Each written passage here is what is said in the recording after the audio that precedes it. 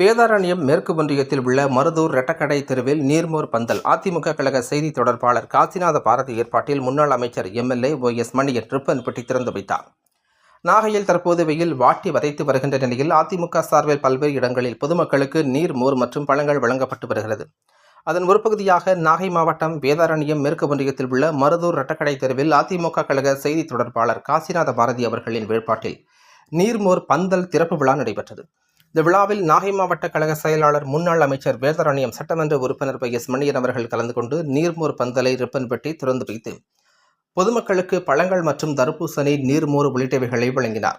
உடன் வேதாரண்யம் நகர கழக செயலாளர் நமச்சிவாயம், தலைமை கழக செயலாளர் சிவசண்முகம், ஒன்றிய குழு துணைத் தலைவர் அறிவழகன், மாவட்ட இலக்கிய அணி துணை செயலாளர் செந்தில்குமார், மாவட்ட அம்மா பேரவை துணை செயலாளர் பிரின்ஸ் கோபால் ராஜா, ஆயக்காரன்புலம் 2 ஊராட்சி மன்ற தலைவர் ராம்சந்திர ராமையன், மாவட்ட MGR மன்ற இணை செயலாளர் பால்ராஜ் உள்ளிட்ட மாவட்ட, ஒன்றிய, நகர கழக நிர்வாகிகள் ஏராளமானோர் கலந்து கொண்டனர்.